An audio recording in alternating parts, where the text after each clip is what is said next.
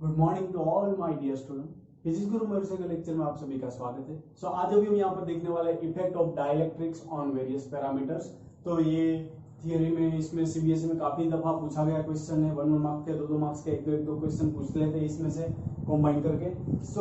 अब तक हमने ये डिस्कस किया हुआ है कि डाइलेक्ट्रिक्स क्या है, कि डाइलेक्ट्रिक्स को ऐड करेंगे कैपेसिटी की दो प्लेट के बीच में तो वहां पर क्या होता है, उसका कैपेसिटेंस चेंज हो जाता है। लेकिन अभी हम सिर्फ कैपेसिटेंस की बात नहीं कर रहे, अभी हम यहाँ पर डिस्कस कर रहे हैं कि चार्ज में क्या चेंज आएगा, उसके अलावा पोटेंशियल में क्या चेंज आएगा, इलेक्ट्रिक फील्ड में क्या चेंज आएगा, एनर्जी में क्या चेंज आएगा। हम सारे पैरामीटर्स को अभी कंसिडर करना चाहते हैं। बैटरी भी कनेक्टेड है या नहीं कनेक्टेड है उस पर भी डिपेंड्स रहेगा। कि चलो कि अभी हम बोलते हैं कि हमारे पास कैपेसिटर है, थोड़ा बड़ा वाला कंसिडर करें, ये कैपेसिटर प्लेट है, चलो ऐसे।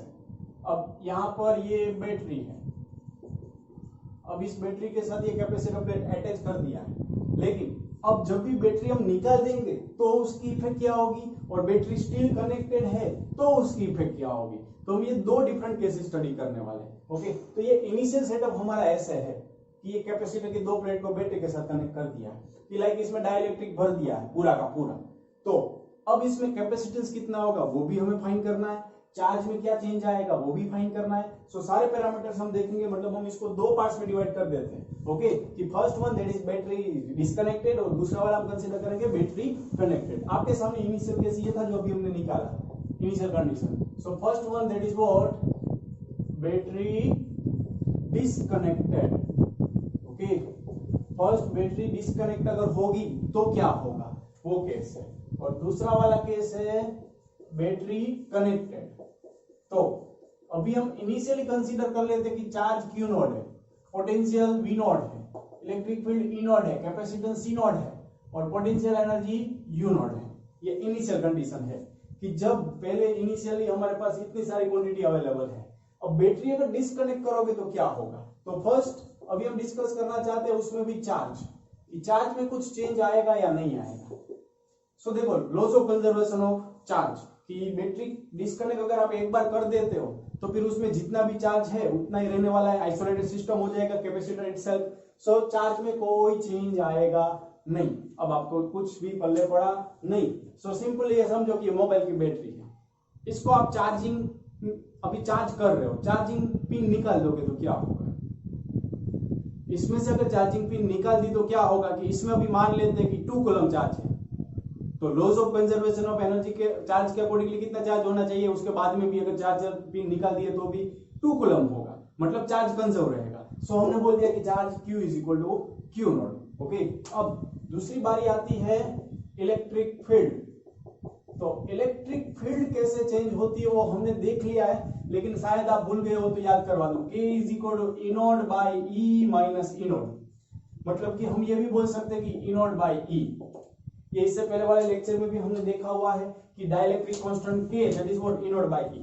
अब हम क्या कर रहे हैं इस क्वेश्चन में कि ये कैपेसिटी की दो प्लेट के बीच में पूरा का पूरा क्या ऐड कर रहे हैं, डाइलेक्ट्रिक्स ऐड कर रहे हैं। ओके, ये बीच में जो बीच वाला पोर्शन है यहाँ पर क्या कर दिया, डाइलेक्ट्रिक्स ऐड कर दिया। ओके, अब हमें क्या करना है यहाँ पर कि इलेक्ट्रिक फील्ड में क्या चेंज आएगा। That is what E। Electric field E is equal to what, E naught by K times हो जाएगी। ओके, कि जब भी हम बैटरी डिस्कनेक्ट कर देंगे तो पोटेंशियल क्या हो गया, चेंज हो जाएगा, वोल्टेज चेंज हो जाएगा, तो इलेक्ट्रिक फील्ड भी कितनी हो जाएगी, 1/K टाइम्स। अब अगर हम बात करें पोटेंशियल, ओके, तो पोटेंशियल V, तो V कितना रहने वाला है, तो V इज इक्वल टू आपको फॉर्मूला मालूम है E इंटू डी, वेद आप भूले नहीं हो।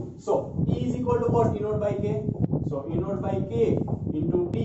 अब E naught into D that is original potential. हम बोल सकते हैं कि पोटेंशियल कितने टाइम्स हो जाएगा, 1/K टाइम्स हो जाएगा। ओके, अब फोर्थ क्वांटिटी देखें, कैपेसिटेंस। तो कैपेसिटेंस में क्या चेंज आएगा, तो कैपेसिटेंस हम बोलते C, क्या होगा फॉर्मूला, तो आप यहाँ पर 2-3 फॉर्मूला लगा सकते हो। एक Q is equal to CV वाला है, एप्सिलॉन A बाई D वाला। तो अभी हम CV से जाए तो Q is equal to CV है, तो C is equal to what, Q by V। Q by V। अब हम एक और चीज जानते हैं, Q कांस्टेंट है, Q नॉट, लेकिन V कितना हो रहा है, 1/K टाइम्स। हम ये लिख सकते हैं कि कैपेसिटेंस से वो कितना हो जाएगा, Q not V that is V not by K। Finally capacitance is what, K times of original capacitance. Okay, capacitance बढ़ जाएगा। ओके, ये हमने कल भी देखा होगा। नाउ नेक्स्ट, कैपेसिटेंस के बाद की अगर हम बात करें तो कौन सी चीज आएगी पोटेंशियल के बाद? कैपेसिटेंस और एनर्जी स्टोर्ड। तो एनर्जी का फॉर्मूला क्या होता है? So energy U that is what half C V square. अब कैपेसिटेंस के टाइम्स हो रहा है, v1 बाई के टाइम्स हो रहा है, तो फाइनली अगर हम वैल्यू रखेंगे तो एनर्जी कितने टाइम्स हो जाएगी? सी। चलो आपके लिए डेटा रख देता हूं। So k times of C naught it is v naught square by k square. So finally 1 by k times of 1/2 c naught v naught square by k। So हम बोल सकते हैं कि एनर्जी 1 बाई k टाइम्स हो जाएगी। Okay, तो देखो मैंने कुछ नई चीज नहीं की है, सी और v की सिर्फ वैल्यू रखी है। सी की k टाइम्स हो जाता है वो हमें मालूम है, पोटेंशियल कितने टाइम्स हो गया 1 बाई k टाइम्स, तो वो सारी चीज रख दी है। सो ये पैरामीटर में क्या चेंज हो रहा है वो भी हमने स्टडी किया। ये सिंगली अगर हम सिर्फ ये कंसीडर करके स्टडी करें डिस्कनेक्ट है तो इजी है, लेकिन जब भी हम बैटरी कनेक्ट करेंगे फिर स्टडी करेंगे तो ये दोनों का इधर उधर हो जाएगा। ये कैसी बात है? डिफरेंशिएशन स्टडी करते तो इंटीग्रेशन भूल जाते हैं और इंटीग्रेशन स्टडी करते तो डिफरेंशिएशन। तो इसको आप प्रॉपर्ली समझ लो, 100% श्योर हो जाओ इसमें। ओके, क्योंकि इसका थोड़ा बहुत रिवर्स बाजू वाले केस में आएगा। सो अभी हम बात करें अगर कि यहाँ पर बैटरी कनेक्टेड है तो आप मोबाइल में बैटरी यहाँ पर मोबाइल को ही कंसीडर करो अभी कि मोबाइल में बैटरी अगर मैं कनेक्ट कर दूंगा तो क्या होगा? इसके अक्रॉस वोल्टेज क्या रहेगा? कांस्टेंट रहेगा। ओके, कि जो भी वोल्टेज आप सप्लाई करो वही रहेगा। सो बैटरी कनेक्टेड है तो जिस चीज में आप श्योर हो उसको पहले कंसीडर करो। लाइक अभी हम श्योर है पोटेंशियल के लिए। सो पोटेंशियल अगर मैं बोल रहा हूं इनिशियली वी नॉट है तो फाइनल भी कितना होगा? वी नॉट ही रहेगा। अब दूसरी बात करें जहां पर हम श्योर होते हैं उसी की बात करेंगे तो इलेक्ट्रिक फील्ड। तो इलेक्ट्रिक फील्ड में फॉर्मूला आपके पास अवेलेबल है, V is equal to E into D. So E is equal to, अगर V कांस्टेंट है तो इलेक्ट्रिक फील्ड भी क्या रहेगी? कांस्टेंट रहेगी। आप मानोगे नहीं definitely. So E is equal to V by D. V तो V नॉट है, so finally it's what? E naught. मतलब कि अगर बैटरी कनेक्टेड है तो कैपेसिटर की दो प्लेट के बीच में इलेक्ट्रिक फील्ड क्या रहेगी? कांस्टेंट रहेगी। So now third one. अब थर्ड हम कंसीडर करें कैपेसिटेंस। तो देखो इसमें मैं थोड़ा सीक्वेंस चेंज करके जा रहा हूं। क्यों? क्योंकि जहां पर हम श्योर होते वहां से स्टार्ट करते। लाइक यहाँ पर बैटरी डिस्कनेक्ट कर दी थी तो श्योर कहां पर थे? चार्ज पर। कनेक्टेड है तो श्योर कहां पर है? पोटेंशियल पर। उसके बेस हम दूसरी क्वांटिटी को क्या कर सकते हैं? डिराइव कर सकते हैं। इसलिए हम ऐसे जा रहे हैं। सो कैपेसिटेंस अगेन क्या होने वाला है? कैपेसिटेंस चाहे कनेक्टेड हो या डिस्कनेक्टेड हो, कैपेसिटेंस कितना होगा? सेम ऑलवेज, इसके जैसा ही। ओके, कि C dash is equal to what? K times. Capacitance कितना हो जाएगा? के टाइम्स हो जाएगा। ओके, क्योंकि फाइनली कैपेसिटेंस आप कंसीडर करोगे तो कौन सा फॉर्मूला था? C is equal to epsilon naught A by D minus T plus T by K. अब पूरा का पूरा अगर हमने कैपेसिटर की दो प्लेट में ये लोचा भर दिया है मतलब कि D is equal to T है। सो फाइनली क्या हो गया है? K times of original capacitance. So capacitance battery connected हो या डिस्कनेक्टेड हो कुछ फर्क पड़ने वाला नहीं है। Okay, B careful. सो अब नेक्स्ट हम बात करें तो कैपेसिटेंस के बाद में अब चार्ज की बात करते, थोड़ा इजी हो जाएगा। So fourth one charge Q that is what? C into V. So capacitance तो K टाइम्स हो रहा है, चलो, और C नॉट बोल देते हैं एक को। So K times of C not, और पोटेंशियल तो कांस्टेंट है। So चार्ज कितना हो गया? ओरिजिनल से K टाइम्स हो गया। ओके, और next last one that is energy stored. So energy का फॉर्मूला आपके पास है हाफ CV स्क्वायर। तो पोटेंशियल कांस्टेंट है, be careful. Okay, potential as it is है। So half C capacitance K times हो रहा है, potential V is equal to V naught है। So it's what? K times of initial energy. So energy stored कितनी हो जाएगी? K times हो जाएगी। अब डेफिनेटली आप कंफ्यूज हो गए हो। आप अभी ये सोच रहे हो कि इन दोनों को याद कैसे रखे? सर इसमें तो 100% चांस है कि इसका आंसर इसमें चला ही जाएगा, मतलब इसमें खिचड़ी बन पक ही जाएगी, वो बात फाइनल है। लेकिन आप थोड़ा एक चीज ऑब्जर्व करो कि आप कम से कम ये दोनों में से कुछ कुछ क्वांटिटी में 100% ऑलवेज श्योर रहने वाले हो कि लाइक बैटरी डिस्कनेक्ट की हुई है तो चार्ज कितना रहने वाला है? ऑलवेज जितना इनिशियल था उतना, मतलब चार्ज कंजर्व रहेगा, that is Q is equal to Q naught. अगर बैटरी कनेक्टेड रखी हुई है तो कौन सी चीज चेंज होगी? तो आप थोड़ा लॉजिक लगाओ, चार्ज तो क्या होगा? कंटिन्यूसली बढ़ता जाएगा बढ़ता जाएगा बढ़ता जाएगा। लाइक इसी मोबाइल को आप चार्ज करते रहोगे तो क्या होगा? चार्जिंग पिन यहाँ पर लगा रहे हो, क्या होगा? इसमें चार्ज बढ़ता जाएगा। तो बढ़ेगा तो कितना टाइम बढ़ेगा? तो जितना डाइलेक्ट्रिक कांस्टेंट है उतने times K times.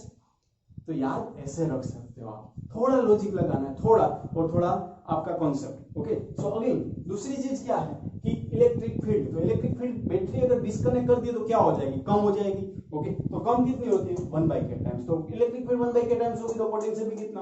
1 by K times. Okay, तो अब कैपेसिटेंस तो कैपेसिटेंस के लिए तो कोई कंफ्यूजन नहीं होगा, चाहे बैटरी कनेक्टेड हो या डिसकनेक्टेड हो, कैपेसिटेंस क्या रहता है, सेम ही रहता है। तो कंफ्यूजन का सवाल कोई उठता ही नहीं है। अब आप बोलोगे सर एनर्जी का क्या करें, तो एक चीज ऑब्जर्व करो कि यहाँ पर जब भी बैटरी डिस्कनेक्ट की थी तो जो भी क्वांटिटी चेंज हो रही थी कितने टाइम्स हो रही थी, 1/k times, like electric field E0/k और potential that is V0/k, energy that is what U0/k। मतलब जब भी बैटरी डिस्कनेक्ट कर दोगे तो एनर्जी कम होगी, तो कितने टाइम्स होगी, 1/k टाइम्स। अब बैटरी कनेक्टेड है, एनर्जी बढ़ेगी, कितने टाइम्स बढ़ेगी, k टाइम्स। सो ये एक सीधी अप्रोच है कि याद कैसे रखें।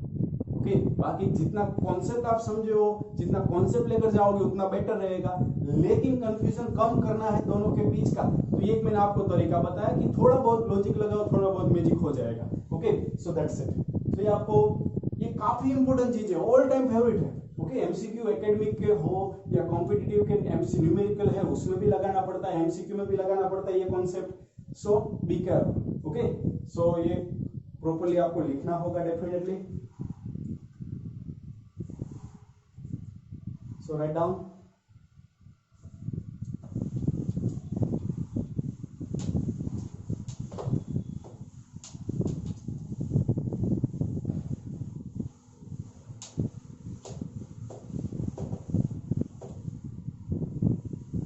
So next topic है capacitance of a parallel plate capacitor with compound dielectrics. Capacitance of parallel plate capacitor with compound dielectric। Compound का मतलब क्या होगा, मोर देन 2 मटेरियल्स की डाइलेक्ट्रिक होगी या 2 या उससे ज्यादा। ओके, मतलब कि देखो हमने एक चीज ऑब्जर्व जो स्टडी के वही में समझा रहा हूं कि कैपेसिटर की 2 प्लेट है, तो हमने इससे पहले क्या देखा था कि इसके बीच में हम कोई डाइलेक्ट्रिक ऐड कर देते थे, लाइक पूरा का पूरा भी कर सकते हैं, या फिर ये कैपेसिटर की 2 प्लेट है उसमें डाइलेक्ट्रिक हम ऐसे भी ऐड कर सकते हैं, ऊपर नीचे। मान लो कि ये K1 है, ये डाइलेक्ट्रिक कांस्टेंट इसका K2 है, मतलब इसका क्या हुआ कि दोनों अलग अलग मटेरियल है। सो यहां पर हम क्या स्टडी करना चाहते हैं, कंपाउंड डाइलेक्ट्रिक के लिए ऐसे काफी सारी हो सकती है, सीरीज कॉम्बिनेशन भी हो सकता है और पैरेलल भी हो सकता है। ओके, तो क्यों, कहां से वो डिसाइड करेंगे, तो बेस्ड ऑन अरेंजमेंट। तो 2 पॉसिबिलिटी अभी बनती है कि एक तो सीरीज कॉम्बिनेशन, दूसरा पैरेलल कॉम्बिनेशन, तीसरा बनता है लेकिन वो हम कॉम्पिटिटिव सेक्शन में देखेंगे, मिक्स्ड कॉम्बिनेशन। ओके, कॉम्पिटिटिव के लिए मोस्ट इंपोर्टेंट टॉपिक है ये। ओके, तो कॉम्पिटिटिव में पूछा भी गया है 2018 या 18 नीट में पूछा गया है इसके based question. So let us see कि मैं क्या डिस्कस करना चाहता हूं कि फर्स्ट अभी मैं डिस्कस कर रहा हूं सीरीज कॉम्बिनेशन।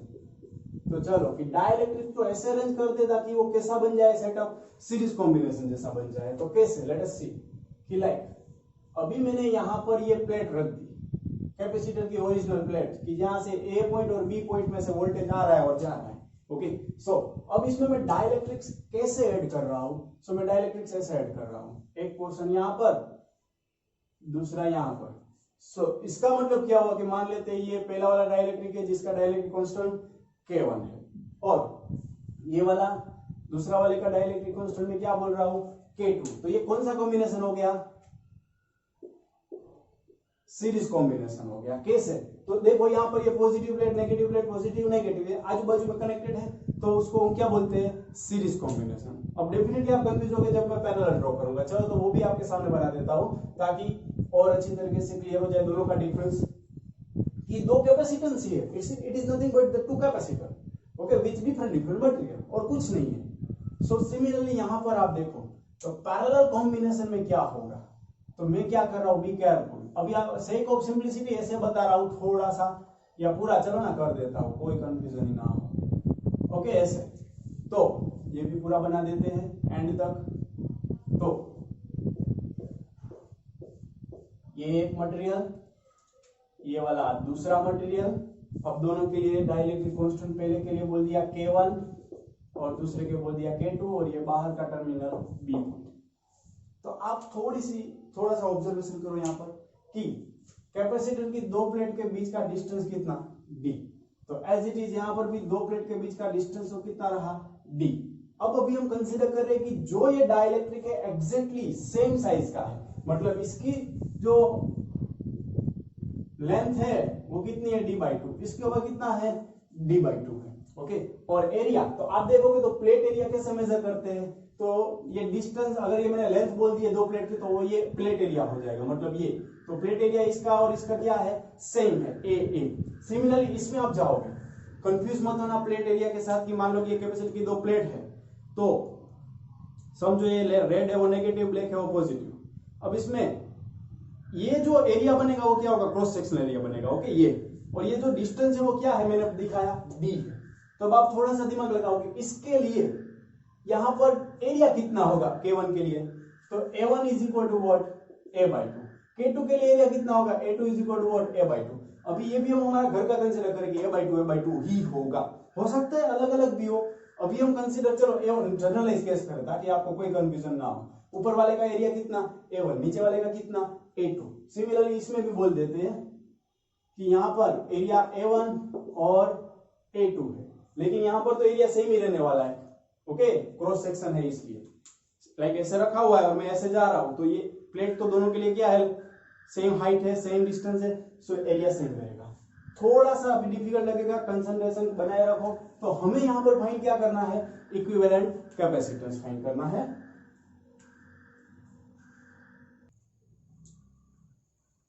सो इक्विवेलेंट कैपेसिटेंस फाइंड करना है इस अरेंजमेंट के लिए।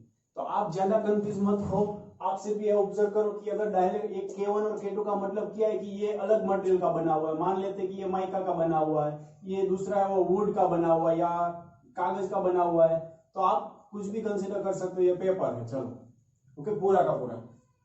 तो इसीलिए तो K1 K2 अलग है। तो ये आपको कैसे ऑब्जर्व करना है इसको कि ये C1 कैपेसिटर है, ये C2 कैपेसिटर है, उसका इक्विवेलेंट निकालना है। काफी सिंपल सी चीज है। तो उसमें आप कंफ्यूज और कहां पर हो रहे हो कि एरिया। अब एरिया क्या होगा, अगर ये प्लेट ऐसे अरेंज की हुई है तो इसको ये प्लेट जैसी है वैसी यहां पर है वैसी यहां पर है, मतलब एरिया क्या आ रहा सेम। ओके, तो बी केयरफुल। ओके, सो अब इसका इक्विवेलेंट कैपेसिटेंस का फॉर्मूला क्या होगा, तो C is equal to C1 plus C2। C1 stands for capacitance of first plate, लेकिन ये तो कौन सा कॉम्बिनेशन है, सीरीज कॉम्बिनेशन है। तो सीरीज कॉम्बिनेशन के लिए क्या रहेगा, here it is what series combination लिखा ही है। चलो, so 1/C is equal to 1/C1 plus 1/C2। अब C1 C2 का चलो फॉर्मूला क्या रहेगा, मैं साइड में लिख दूं। तो C1 इज इक्वल टू, आपको एक चीज मालूम है एप्सिलॉन नॉट A/D, ऐसा कुछ देखा है, लेकिन यहां पर आप देखोगे तो ये क्या है थोड़ा सा अलग केस है। ओके, कि लाइक ये K डाइलेक्ट्रिक ऐड कर दिया है कितने पोर्शन में, तो d/2 में, तो इसका कैपेसिटेंस कितना हो जाएगा K times of epsilon naught A by distance कितना d/2 है। नहीं समझे? ओके, सो चलो बेसिक फॉर्मूला देखें। तो बेसिक फॉर्मूला क्या था, अब ये मत मना मत करना कि सर ये भी हमने नहीं देखा है। जब भी डाइलेक्ट्रिक्स ऐड करते हैं तो कैपेसिटेंस का फॉर्मूला क्या हो जाता है epsilon A by D minus T plus T by K। अब इसी में अगर मैं बोल रहा हूं कि ये पूरा का पूरा कैपेसिटर C1 है, ये पूरा का पूरा एक कैपेसिटर C2 है, तो C1 कैपेसिटर के लिए जो भी मटेरियल ऐड किया डाइलेक्ट्रिक्स वो उसकी थिकनेस जितना ही है, मतलब कि D is equal to T है। सो और T कितना है, मतलब D कितना है d/2 है। ओके, सो अब यहां पर क्या रख सकते हैं, epsilon naught A by T की जगह पर d/2, और K तो था ही था, अब K कितना है K1। So finally it's what K1 epsilon naught A 2 K1 epsilon naught A by D। सो यही हमें करना है ना, चलेगा, चलो लाइट चलेगी, सफिशिएंट है। सो यही चीज हम करेंगे यहां पर। तो 1/C1 है तो ये रहेगा, C2 के लिए अगर मैं जाऊंगा तो K टाइम्स हो जाता है, उतना आपको मालूम है। तो वो सोचो ना कि पूरा डाइलेक्ट्रिक्स भर देंगे कैपेसिटी की दो प्लेट में तो ये कैपेसिटेंस 2 टाइम्स हो जाएगा। So epsilon A by d/2 again, क्योंकि डिस्टेंस कितना है d/2 है। सो C1 की जगह पर क्या रख रहा हो, या अभी आप जनरलाइज फॉर्म में अगर ये डिराइव करना चाहते हो तो ये d1 d2 ले लो। ओके, अभी चलो ये d/2 लिया तो जाने दो। C1 that is what K1 epsilon naught A whole by d/2 plus C2 that is K2 epsilon naught A whole by d/2। So finally ये 2 तो मल्टीप्लाई में आ जाएगा। सो हमारा फॉर्मूला क्या बनेगा इक्विवेलेंट कैपेसिटेंस का? So let us derive. मुझे इन सब में 2 epsilon naught A by D common दिख रहा है 1 बाई में, so 1 by K1 plus 1 by K2 it's your formula. अब सी को सब्जेक्ट बना दो, so C is equal to what epsilon naught A by D, 2 epsilon naught A by D, इसका भी एलसीएम लेना पड़ेगा। सो चलो वो स्टेप कर देते हैं। D by 2 epsilon naught K1 plus K2 by K1 into K2, so it's our answer K1 K2 by K1 plus K2। सो देखो कुछ इतना हार्ड नहीं है, जो जरूरी चीज है वो है एक्यूरेसी, कि यहाँ पर हम एक्यूरेसी कैसे दिखाए। ओके, ये 1/c हमें मिला था तो उसका हमने रेसिप्रोकल कर दिया। तो ये देखो मैंने किसके लिए करवाया था कि अगर ये एग्जैक्टली हाफ हाफ टुकड़े में डिवाइड किया हुआ है तो अब अगर कोई आपको बोलेगा कि इसका डिस्टेंस d1 है, इसका डिस्टेंस d2 है, तो जहां जहां पर d/2 रखा है वहां पर हम क्या रख देंगे d1, यहां पर क्या रख देंगे d2। सो फाइनली जहां जहां पर मैंने d/2 रखा है वहां से मैं क्या करूंगा 2 निकाल दूंगा, और ये फाइनली दूसरी बार सॉल्यूशन हम करें तो ये d1 ये d2, सो ये फाइनली क्या आएगा, चलो यहां से फिर से सोल्व करते हैं। ये एग्जैक्ट सही है लेकिन मैं आपको जनरलाइज के सब सिखा रहा हूं। So 1 by epsilon naught A d1 by k1 plus d2 by k2। So again इसका सिंप्लीफिकेशन करें, सो फाइनली क्या आएगा इसका आंसर, लेट अस सी कि c 1/c that is 1 by epsilon naught a d1 k2 plus d2 k1 by k1 k2। सो अभी भी हमारा काम पूरा नहीं हुआ है। सो c is equal to what epsilon naught a k1 k2 by d1 k2 plus d2 k1। It's your generalize answer. Okay, तो अभी भी मैंने सिर्फ 2 कैपेसिटर की बात की है।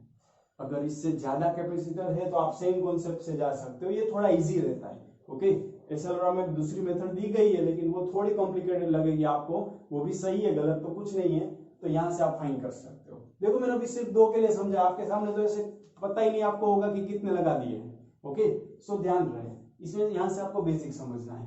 अब हम जाएंगे पैरेलल के लिए। तो पैरेलल के लिए अभी हमने बोल दिया है जनरलाइज केस में A1 और A2 एरिया है, डिस्टेंस तो दोनों में क्या रहेगा सेम ही रहेगा।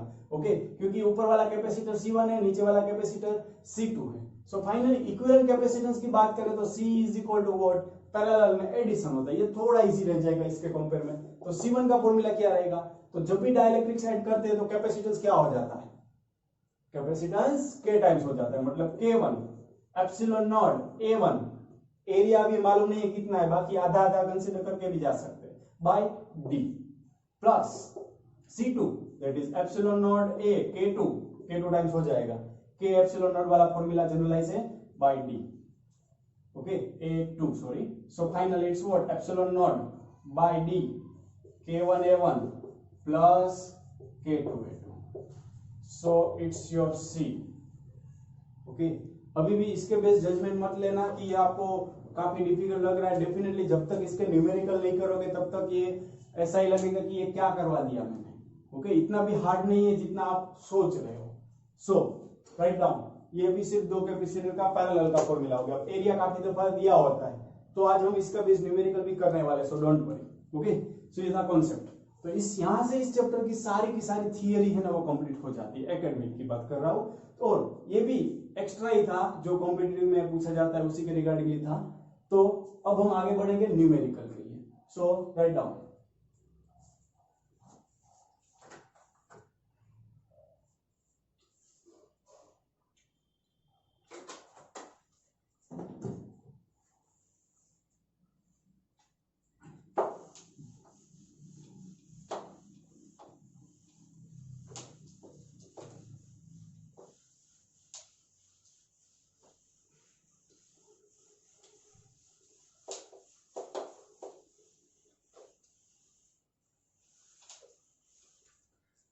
सो नेक्स्ट है न्यूमेरिकल।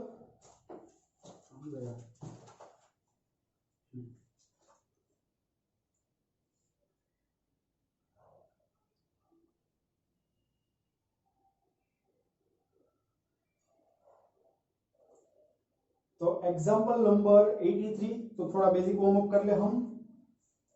एग्जाम्पल नंबर 83, तो 83 क्या कहता है, एक मिनट में पहले इसको सेट कर लो, ये घूम रहा है कंटिन्यूअसली।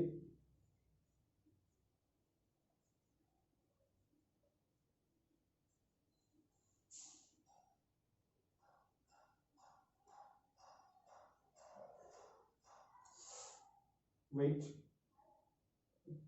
घूमने क्यों लगता है?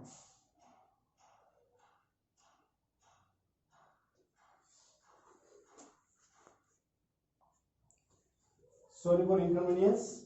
So, example number 83, two parallel plate capacitors X and Y have the same area of plates. तो हमें दो पैरेलल प्लेट कैपेसिटर दिए हुए हैं X और Y, जिसका एरिया सेम और सेम सेपरेशन है, मतलब D भी सेम है। X के बीच में एयर है और Y के बीच में डाइलेक्ट्रिक मीडियम रखा हुआ है, जिसका डाइलेक्ट्रिक कांस्टेंट रिलेटिव परमिटिविटी है 4। सो ये कुछ ऐसे सर्किट दी गई है हमें, ये पॉजिटिव टर्मिनल, ये नेगेटिव और ये 12 वोल्ट। सो हमें फाइंड क्या करना है, तो फर्स्ट चीज बोली है उन्होंने, calculate the capacitance of each capacitor if equivalent capacitance of the combination is 4। तो हमें सी इक्विवेलेंट दिया हुआ है 4 माइक्रोफैराडे। तो चलो पहले ये पहला क्वेश्चन सोल्व करते हैं कि इक्विवेलेंट कैपेसिटेंस 4 दिया है, तो हमें इसका x के लिए मैं C1 बोल दिया, y के लिए मैंने C2 बोल दिया, C1 और C2 फाइंड करना है। लेकिन एक हिंट दी गई आपको कि दोनों का एरिया सेम है, मतलब हमें ये दिया हुआ है A1 = A2, तो हम बोल देंगे A। सिमिलरली डिस्टेंस कैपेसिटर की दो प्लेट के बीच का D1 D2 कितना है, D है। सो अब आपको फाइंड क्या करना है कि C1 और C2 की वैल्यू फाइंड करनी है। लेकिन हिंट क्या है कि आपको बोल दिया गया है कि जो दूसरा कैपेसिटर है उसके बीच में जो डाइलेक्ट्रिक है वो उसका डाइलेक्ट्रिक कांस्टेंट कितना है, 4 है, और पहले वाले में एयर रखा हुआ है, तो एयर के लिए तो डाइलेक्ट्रिक कांस्टेंट कितना होता है, 1 ही होता है। सो अब इक्विवेलेंट कैपेसिटेंस क्या होगा, तो इसका इक्विवेलेंट कैपेसिटेंस हम कैसे फाइंड करते हैं, तो सबसे पहले तो C1 फाइंड कर लो ना, एप्सिलॉन नॉट A/D। चलो ये बोल दिया, C2 बोल देंगे तो K times of epsilon naught. Okay, relative permittivity दी हुई है, मतलब वो क्या दिया है, डाइलेक्ट्रिक कांस्टेंट दिया है। So finally it's what, K times of epsilon not A/D। So C1 that is for x, सो हम क्या बोल सकते हैं, C2 = K कितना है, 4, सो 4 times of C1। Okay, C2 कितना हो जाएगा, C1 से 4 टाइम्स हो जाएगा। सो अब हम लगा सकते हैं कि C इक्विवेलेंट पे आप सीरीज कॉम्बिनेशन के लिए फॉर्मूला क्या रहता है वो लगाते हैं। So 1/C equivalent that is 1/C1 plus 1/C2। So finally 1/C1 उसको एज इट इज बोला C1 plus 1/C2 that is 4 times of C1 that is 1/4। So 1/4 is equal to, इसका एलसीएम ले ले तो 4 + 1 5/4 C1। ओके, सो 4 4 तो गया। So finally हमें C1 कितना मिला, 5 माइक्रोफैराडे। ओके, तो C1 मिल गया 5 माइक्रोफैराडे। तो अब C2 फाइंड कर लो, तो C2 कितना टाइम्स है, 4 टाइम्स है। सो C2 = 5 4 जो 20 माइक्रोफैराडे। तो चलो C1 C2 का काम बन गया। अब इसमें दूसरे भी क्वेश्चन पूछे हुए हैं, तो दूसरा बिट क्या है वो अभी हम देखें। सो calculate the potential difference between the plates of X and Y। Okay, तो X और Y के बीच में आपको पोटेंशियल डिफरेंस फाइंड करना है कि X प्लेट के बीच में मैंने अभी बोल दिया, मान लो कितना है, V1 है, Y प्लेट के बीच में बोल दिया कितना है, V2 है। तो ये V1 भी फाइंड करना है और V2 भी फाइंड करना है। अब कहां से जाएंगे, तो देखो ये कौन सा combination, series combination. Series combination में क्या कांस्टेंट रहता है, चार्ज कांस्टेंट रहता है। तो अगर मैं बोलूं चार्ज Q है, तो मैं उसको ऐसे लिख सकता हूं C1 V1 = what, C2 V2, है ना, यस। अब C1 C2 तो मुझे मिल गया है। सो V1/V2 = what, C2/C1 डेफिनेटली होगा। सो अब ध्यान रखना, V1 और V2 फाइंड करना है, लेकिन आपको एक चीज मालूम है कि V1 + V2 = how much, total supply voltage 12 volt. So मैं यहां पर क्या कर रहा हूं, यहां पर dividend of V1/V1 + V2, denominator में मैंने न्यूमरेटर ऐड किया, तो इस साइड भी क्या करूंगा, C2/C2 + C1। Okay, so finally V1/V1 + V2 that is 12 = C2/C1 + C2, तो वो तो वैल्यू हम रख देंगे। चलो C2 कितना था, 20 माइक्रोफैराडे, सो 20 रखा, और C1 कितना था, 5 माइक्रोफैराड है। सो ये दोनों माइक्रोफैराड है, इसलिए मैंने कन्वर्ट नहीं किया है। सो मेहरबानी करके कोई बोलना मत और सोचना भी मत कुछ। So V1 is equal to 20 multiply by 12 by 25। So 5 4 मेरे यहाँ पर होता है 5 5 सा, सो 12 4 48 बाय 5, 9 5 45, तो 5 6 मतलब 9.6 वोल्ट। तो V1 हमें मिल गया 9.6 वोल्ट।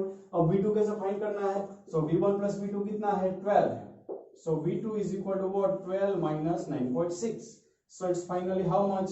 2.4 वोल्ट। इट्स और एक कुछ पूछा हुआ है बीच में। सो वो क्या पूछा है देख लो। So what is the ratio of electrostatic energy stored in x and y? तो x और y में एनर्जी स्टोर का फॉर्मूला, तो U1 बाई U2 आपको फाइंड करना है। तो पहले वाले के बीच में क्या है? एयर है, मतलब जो सिंपल सा फॉर्मूला रहता है वही लगाएंगे, half C1 V1 square energy का। लेकिन दूसरे वाले में क्या बीच में लगा दिया है? डाइलेक्ट्रिक्स। तो जब भी हम डाइलेक्ट्रिक्स लगाते हैं, बैटरी के साथ कनेक्ट किया है, तो याद करो आज ही हमने स्टडी किया k टाइम्स का एनर्जी हो जाएगी, तो half C2 V2 square. So be careful, जब भी डाइलेक्ट्रिक्स ऐड करो तो एनर्जी कितने टाइम्स हो गई? k टाइम्स, तो वो ध्यान रखना यहाँ पर। तो हाफ हाफ तो चलो चल बसा। C1 की वैल्यू हमने फाइंड करके रखी हुई है। V1 की वैल्यू कितनी? 9.6 into 9.6 by C2 that is 20 microfarad है। यूनिट कैंसिल हो जाता है, इसलिए कोई चिंता की बात नहीं कन्वर्जन की। V2 square 2.4 into 2.4। तो देखो 2.4 जा, आप 2.4 का टेबल बोलोगे तो 2.4 जा 9.6, अगेन 2.4 4 जा 9.6, अगेन 5 4 जा 20, और ये 4 4 गया। So finally your ratio U1 is to U2 is 4:1। It's your answer. तो देखो न्यूमेरिकल काफी इजी है। अगेन आप ज्यादा करो, प्रैक्टिस मैक्सिमम। अगर ये टॉपिक हार्ड लग रहा है तो और ज्यादा करो, पीएफपी करो। Okay, so that's it. Now next numerical अभी चाहे चलो सारे अच्छे अच्छे क्वेश्चन ही हम देखने वाले हैं अभी। तो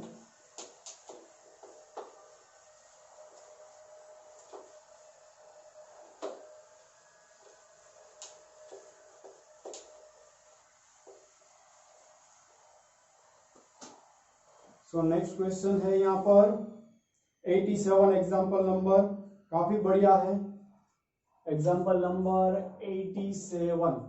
सो let us see example number 87 में क्या दिया है। The capacitance of a parallel plate capacitor is 50 picofarad है। तो चलो जो दिया है वो सबसे पहले लिखो, ये हमारा ट्रेडिशन है। 50 पाइकोफैराड दिया है, be careful. Okay, now distance between its plate D दिया हुआ है 4 mm। Now it is charge to a volt, तो B दिया हुआ है 200 volt and the original. Now then the charging battery is removed, कि पहले हमें ये कैपेसिटर दिया हुआ है, उसको हम 200 वोल्ट से चार्ज कर रहे थे, 200 वोल्ट की बैटरी से। फिर नहीं, चार्ज टू मतलब ये बैटरी से हमने चार्ज किया, तब इसमें पोटेंशियल कितना था? 200 वोल्ट था। ये इनिशियल कंडीशन है। अब बैटरी रिमूव कर देते, बी केयरफुल, बैटरी रिमूव कर रहे हैं। So now dielectric slab K is equal to 4, मतलब जब बैटरी रिमूव कर देते उसके बाद में डाइलेक्ट्रिक स्लैब इसमें ऐड करते, जिसका डाइलेक्ट्रिक कांस्टेंट दिया हुआ है K इज इक्वल टू 4। सो यहाँ पर डाइलेक्ट्रिक कांस्टेंट ऐसे ऐड कर दिया, चलो जिसका K कितना है? 4 है। ओके, अब क्या कर रहे हैं हम? ऑफ थिकनेस 2 mm इस प्लेट। पूरा ऐड नहीं किया है, थिकनेस दी गई है, सॉरी, डाइलेक्ट्रिक स्लैब की थिकनेस यहाँ पर दी गई है 2 mm। ओके, क्योंकि ये डिस्टेंस ही कितना था? 4 mm था। तो ये भी आपका एक क्वेश्चन हुआ। नाउ अब आगे बढ़े तो determine the final charge on each plate, final potential difference between the plates, final energy in the capacitor and energy loss. काफी सब कुछ पूछ लिया है, final charge, final potential difference, उसके अलावा क्या पूछा हुआ है? Final energy and final energy loss. तो सब कुछ एक साथ पूछ लिया है। तो फाइनल चार्ज क्या होगा? तो देखो बैटरी को डिस्कनेक्ट कर रहे हैं, तो बैटरी को कनेक्ट किया था तब जितना चार्ज होगा वही रहेगा। आज ही हमने डिस्कस किया कि चार्ज कंजर्व रहेगा, सो पहला क्वेश्चन तो काफी इजी है कि Q is equal to what CV. So C is equal to how much 50 picofarad, that is 50 into 10 to the power minus 12. V कितना चार्ज किया था 200 वोल्ट. तो चलो 5 to 10, so 10 into 10 to the power minus 9, that is 10 to the power minus 8 coulomb. तो ये जो initial charge है वही फाइनल चार्ज रहने वाला है क्योंकि बैटरी को डिस्कनेक्ट कर दे. ये तो काफी इजी था. अब जो नेक्स्ट क्वेश्चन आ रहा है ना वो आपका दिमाग घुमाने वाला है कि फाइनल पोटेंशियल ऑन कैपेसिटर. तो ये डेफिनेटली परेशान करेगा क्योंकि डिस्टेंस दिया है, एरिया नहीं दिया है. कि लाइक आप सोच रहे हो कि C is equal to epsilon naught A by D minus T plus T by K से जाएंगे तो एरिया कहाँ नहीं है. तो अब हम क्या करें? तो हम दो बार कैपेसिटेंस फाइंड करेंगे. एक तो बैटरी कनेक्टेड थी उस हालत में फाइंड करेंगे जब उसमें डाइलेक्ट्रिक्स ऐड नहीं किया था, और जब डाइलेक्ट्रिक्स ऐड करते हैं उस हालत में कैपेसिटेंस फाइंड करेंगे. सो लेट अस सी कि मैं क्या बोल रहा हूं कि जब भी बैटरी कनेक्टेड नहीं थी तो मैं C नॉट बोल रहा हूं capacitance, that is what epsilon naught A by D. लेकिन जब हम बैटरी कनेक्ट कर देंगे तो कैपेसिटेंस कितना होगा, सॉरी व्हेन डाइलेक्ट्रिक इंसर्ट करेंगे, dielectric inserted, then value of capacitance that is nothing but epsilon naught A by D minus T plus T by K. अब आप बोलोगे सर पोटेंशियल हमें फाइंड करना है, कैपेसिटेंस नहीं. लेकिन Q is equal to what, CV is equal to what, C dash B dash. Charge तो before and after same रहने वाला है. तो देखो ये कहां से कॉन्सेप्ट लगाना पड़ता है. Okay, so be careful. So अब ये इक्वेशन 1 बोल दिया, ये इक्वेशन 2 बोल दिया. सो कैपेसिटेंस का ये दो फॉर्मूला है, तो उसमें से अगर हम जाएंगे तो अब क्या कर सकते हैं, यहां पर इसका रेशियो ले ले. तो रेशियो क्या आएगा, तो C naught by C that is epsilon naught A by D by epsilon naught A by D minus T plus T by K. Okay, so ये एप्सिलॉन नॉट A तो गया दोनों में. So finally it's what D minus T plus T by K. Denominator numerator में भेज दिया. So C naught by C. लेकिन हमें यहां से फाइंड C करना है क्योंकि C अभी मिलेगा तो V मिल जाएगा. तो देखो अब C को सब्जेक्ट बनाऊंगा तो C not D by D minus T plus T by K. Okay, so finally C not is how much. तो C नॉट हम फाइंड कर सकते हैं, वो तो दिया हुआ ही है कि इनिशियल कैपेसिटेंस C नॉट बोल देते, इनिशियल वोल्टेज V नॉट बोल देते ताकि कोई कंफ्यूजन ही ना हो. सो C not is how much 50 picofarad है, और small d is how much, तो डिस्टेंस दिया हुआ है 4 mm, that is 4 into 10 to the power minus 3 volt divide by d minus t plus t by k. तो d is 4 into 10 to the power minus 3 minus t. एक काम कर सकते थे कि ये दोनों यूनिट तो सेम ही है तो ये पावर नहीं लगाएंगे तो भी चलेगा. ओके, सो 4 ही रखते हैं ताकि जितना पॉसिबल हो उतना इजी कैलकुलेशन हो जाए. 4 minus 2 plus 2 by k, that is how much, k is equal to 4. so अब यहाँ पर आप देख सकते हो थोड़ा इजी हो गया. 4 minus 2 2 और ये 2 2 2.5. so 50 holes are 200 into 10 to the power minus 12 by 2.5. so 2.5 है, इसका सॉल्यूशन करें तो 25 8 जा होता है. सो यहाँ पर 25 8 जा अगर हम करेंगे तो into 10 to the power क्या आ जाएगा, -11 फैराड. सो देखो मैंने क्या किया, 2.5 है तो 25/10 कर दो ना, कोई कंफ्यूजन ही ना रहे. सो अब ये हमें क्या मिला, कैपेसिटर में कैपेसिटेंस मिला. अब हम क्या करेंगे, तो Q is equal to C naught V naught is equal to what, C into V, where V stands for final potential, C stands for capacitance after dielectrics inserted. C not और V not आप जानते हो. सो इसमें से आपको V find करना है. So that is C naught by C. एक हमने गलती कर दी, ये ऐसे ही रखा होता तो कुछ ज्यादा दिक्कत नहीं होती. अब कोई बात नहीं, सही तो है ही लेकिन स्टेप कम हो जाते क्योंकि हमें C नॉट बाई C ही चाहिए था. ओके, तो कोई दिक्कत नहीं. अब रखे तो C नॉट बाई C, तो C नॉट कितना है 50 बाई पाइकोफैराड है, तो इसको भी पाइकोफैराड में कन्वर्ट करेंगे तो ये 80 हो जाएगा. ओके, दैट इज 80 पाइकोफैराड है C. तो नाउ अब V नॉट कितना है 200 वोल्ट. सो 1 0 गया, ये गया. अब क्या होगा, तो कुछ होगा, देखते हैं। 2 4 जा और 5 4 जा 25 5 जा, सो 125 वोल्ट। सो वोल्टेज आपको नया कितना मिल गया, 125। तो आज ही अभी लेक्चर के स्टार्टिंग में हमने डिस्कस किया था कि जब भी आप बैटरी रिमूव कर दोगे तो पोटेंशियल क्या होगा, कम होगा। ओके, पूरा का पूरा डाइलेक्ट्रिक्स ऐड नहीं किया, इसलिए हम नहीं बोल सकते कि V बाई के हो जाएगा। अगर आप सोच रहे हो कि पोटेंशियल 1 बाई के टाइम्स होगा तो यहाँ पर नहीं हुआ, क्यों नहीं हुआ, क्योंकि पूरा डाइलेक्ट्रिक्स ऐड नहीं किया था, हमने सिर्फ 2 mm ऐड किया। जो प्लेट के बीच में सेपरेशन 4 mm है उसमें सिर्फ 2 mm सेपरेशन तक ही किया है। सो बी केयरफुल, डायरेक्टली वहां पर मत लगाना कि V नॉट बाई के। Okay, so it's all. तो ये आपका आंसर हो गया। सो ये पोटेंशियल मिल गया। अब पूछा हुआ है कि फाइनल एनर्जी, तो फाइनल एनर्जी का फॉर्मूला आप लगा सकते हो, U is equal to what, half C V square. So half C, देखो अब आप के टाइम्स वाला मत लगाना, बिकॉज के टाइम्स वाला ऑलरेडी सी हमने फाइंड कर लिया है, के टाइम्स लगा कर। So final capacitance is what, 80 into 10 to the power minus 12, और फाइनल वोल्टेज 125 इंटू 125। तो अब यहां से जो भी आंसर है वो इनिशियल एनर्जी फाइंड कर लो तो एनर्जी डिफरेंस भी मिल जाएगा। ओके, ये फाइनल एनर्जी है। इनिशियल एनर्जी कैसे मिलेगी, half C naught V naught square से, फिर इसका डिफरेंस ले लो, या फिर क्यू वी बाई 2 से भी जा सकते हो, डिफरेंट तरीके से जा सकते हो। Okay, so that's it. तो ये आंसर तो हो ही जाना चाहिए, सिर्फ डेटा रखने हैं। सो मैं आपको छोड़ रहा हूँ, ठीक है। तो अब लास्ट क्वेश्चन अभी हम करें आज के लेक्चर का।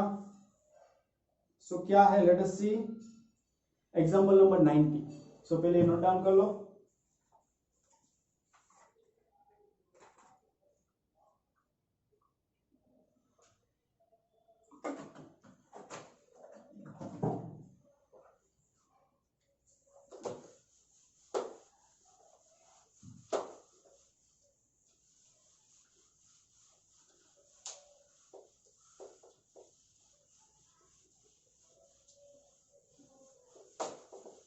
सो 90 में आज आप ये सीखोगे, जब हम डाइलेक्ट्रिक्स ऐड करते हैं तब कैपेसिटेंस में क्या चेंज होता है। थियरी में जो आपको शायद ऊपर से गया हो तो अब यहाँ से 100% क्लियर हो जाएगा। तो लेट अस सी, सेम ही है जो हमने थियरी में डिस्कस किया, लेकिन अब क्वेश्चन के फॉर्म में आपको दिया है। ओके, सो एग्जांपल 90,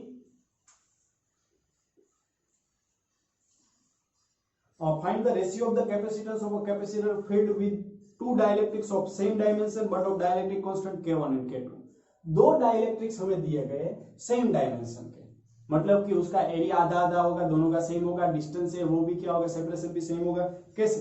सो पहले तो हमें ये फाइंड करना है कि ratio of capacitance of capacitor field with two dielectrics of same dimension but of dielectric constant K1 and K2 respectively. मतलब जो हमने किया वही रिपीट होगा इटसेल्फ, लेकिन अगर आप वहां पर नहीं समझे हो तो ये फिर से आपको सीखने का मौका है कि दो डाइलेक्ट्रिक्स को अब कैसे अरेंज करते हैं। सबसे पहले तो मैंने बोला कि चलो ऐसे मैं अरेंज कर रहा हूं, ऐसे किया दो डाइलेक्ट्रिक्स को कि एक का डाइलेक्ट्रिक कांस्टेंट क्या बोल दिया, K1, दूसरे का डाइलेक्ट्रिक कांस्टेंट हम क्या बोलेंगे, K2।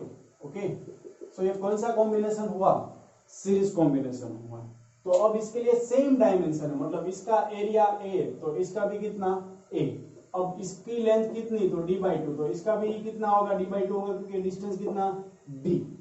तो आंसर तो सेम ही आएगा जो हमने डिस्कस किया, लेकिन क्वेश्चन आपके सामने इस तरीके से है, ये A पॉइंट और ये B point.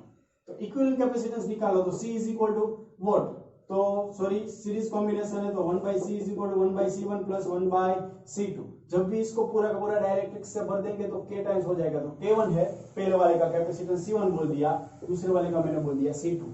So finally K1 epsilon naught A by D/2। Similarly C2 के लिए आप जाओगे तो K2 epsilon naught A by D/2। Series combination में एरिया सेम रहेगा। अब आप सोच रहे हो या कंफ्यूज हो रहे हो एरिया किसको कंसीडर करें हर बार, तो एरिया जो कैपेसिटर की प्लेट होती है उसको कंसीडर करना है। ओके, ये पूरी प्लेट है, वो यहां पर भी है यहां पर भी है, तो एरिया सेम है A।